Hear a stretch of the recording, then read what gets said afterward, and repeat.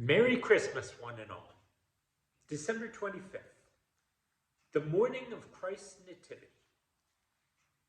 And that is the title of our poem for today, On the Morning of Christ's Nativity by John Milton. It's a long poem, but there will be a time today when you will want to break from everybody else or everything else or the festivities or whatever it is. In fact, if you're watching this, that already indicates that you're online, so something's going on. Here's something good to fill that time. In this poem, you will hear echoes of Paradise Lost, assuming you've read it. If you haven't, trust me, they're there. And you will also hear John Milton using his imagination in the most wonderful ways. Thinking of how when Jesus was born, the stars just didn't want to let go. They didn't want to leave. They wanted to watch. And how the sun didn't even want to show up because it was ashamed to shine when the light of the world had really come into the world. On the other hand, all the pagan gods that were part of a classical education, like Milton prided himself on, they all ran away. And it's about, in the long run, how when Jesus comes into our lives, there are some things that just don't want to leave because he takes the good stuff and it just is there. And there are some things that we're ashamed of and that he pardons. And there are some things that we look down on that he welcomes. And there are some things that we pride ourselves on that have to go. The world changes. And it all changes on the morning of Christ's Nativity. So here, my friends, is the poem. Make yourselves comfortable. And pardon me when my tongue trips, as it's bound to do. This is the month, and this the happy morn, wherein the Son of Heaven's eternal King, of wedded maid and virgin mother born, our great redemption from above did bring. For so the holy sages once did sing, that he our deadly forfeit should release, and with his Father work us a perpetual peace.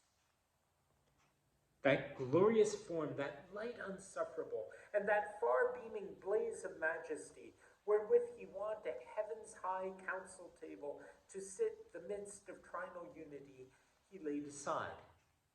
And here with us to be, forsook the courts of everlasting day, and chose with us a darksome house of mortal clay.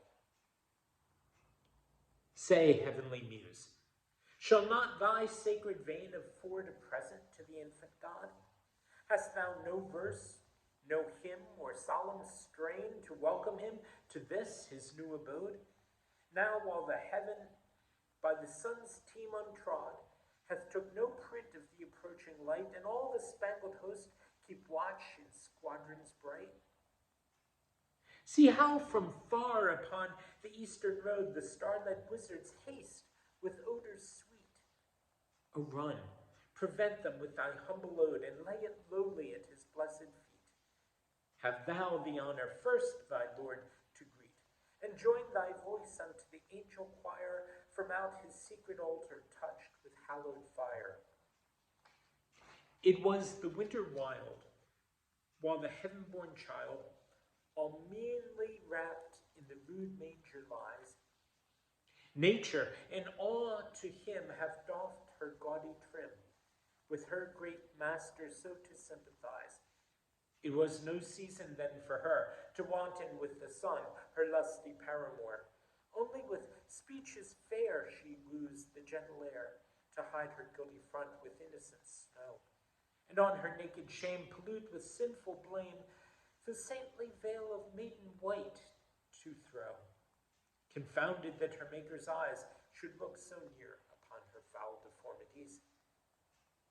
But he, her fears to cease, sent down the meek-eyed peace. She, crowned with olive green, came softly sliding down through the turning sphere, his ready harbinger, with turtle wing the amorous clouds dividing, and waving wide her myrtle wand, she strikes a universal peace through sea and land.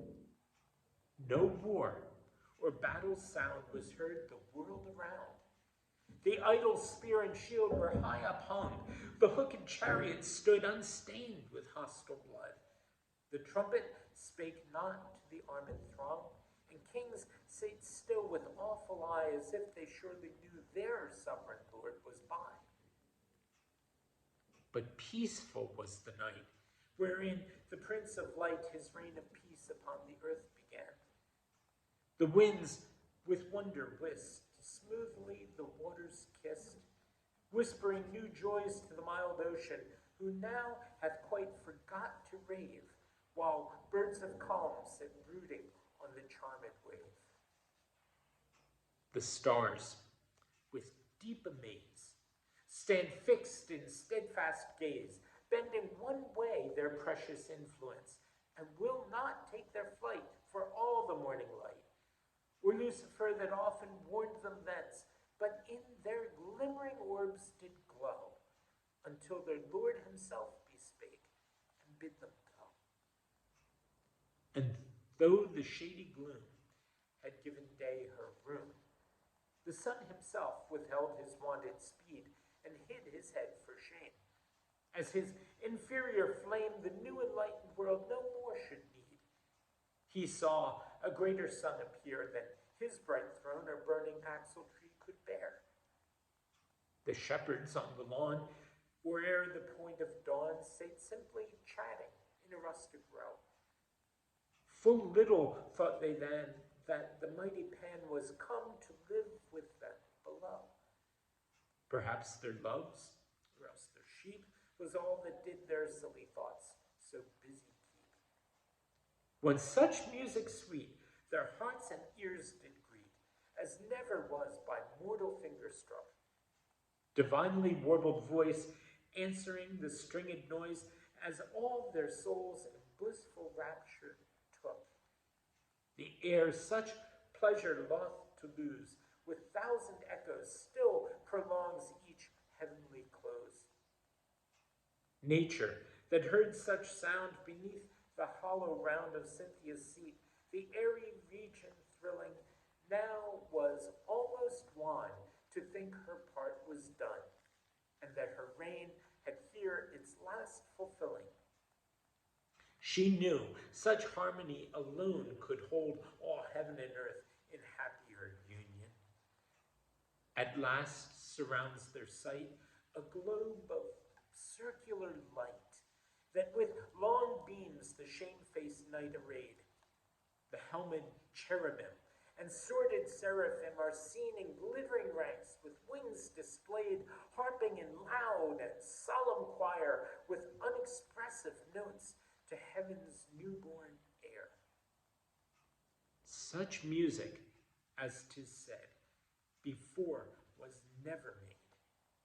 But when of old the sons of morning sung, while the Creator great his constellations set, and the well-balanced world on hinges hung, and cast the dark foundations deep, and bid the weltering waves their oozy channel keep. Ring out, ye crystal spheres. Once bless our human ears, if you have power to touch our senses so. And let your silver chime move in melodious time, and let the bass of heaven's deep organ bow, and with your ninefold harmony make up full consort to the angelic symphony.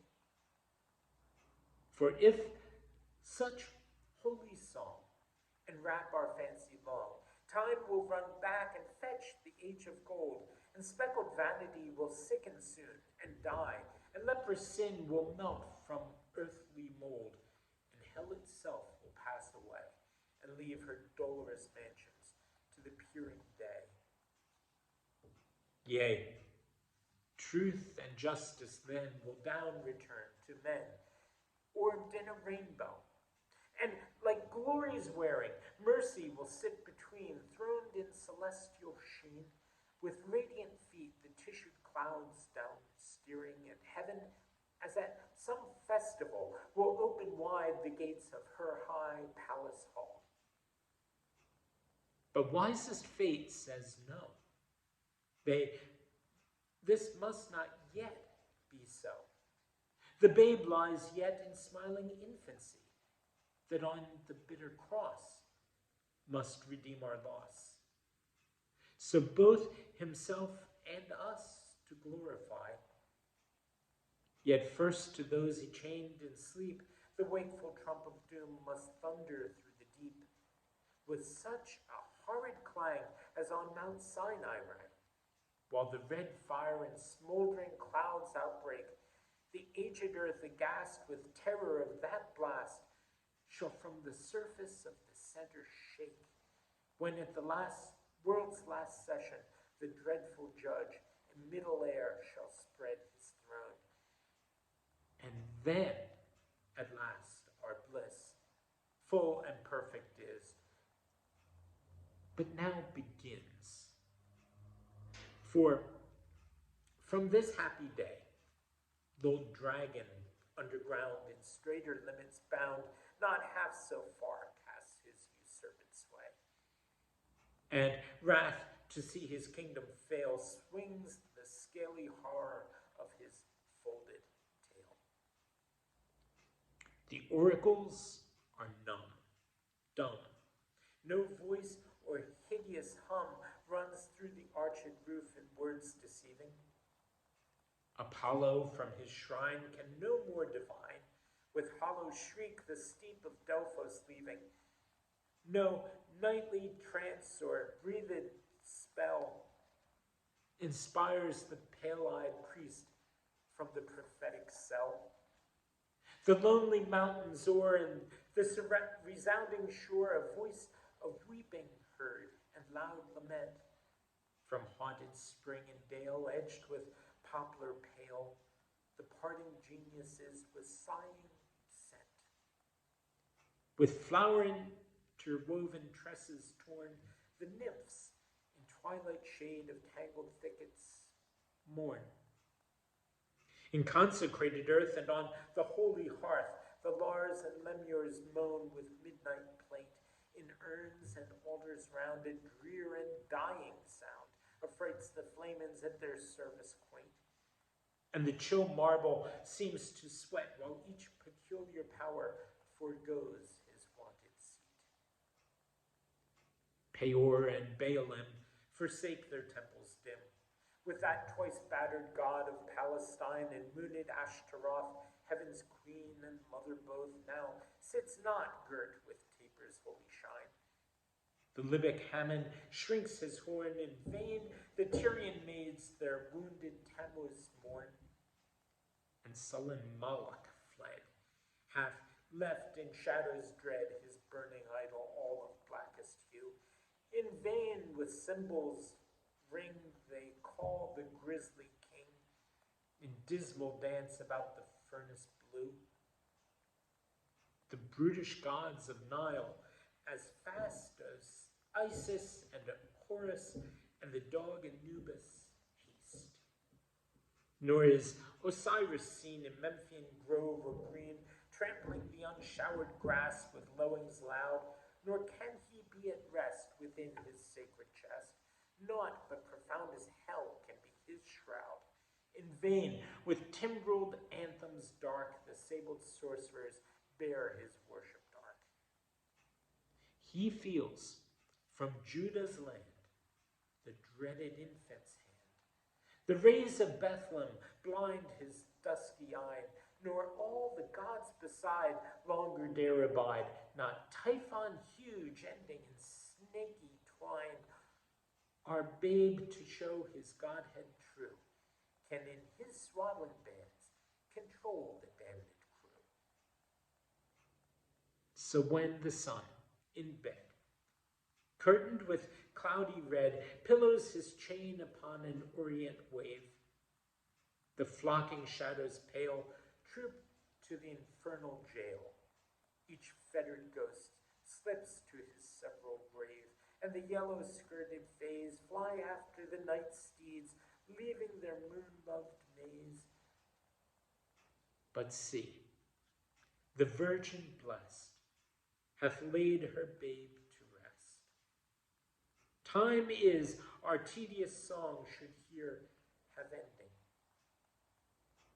Heaven's youngest timid star hath fixed her polished car, her sleeping Lord with handmaid lamp attending, and all about the courtly stable bright harnessed angels sit, in order service able.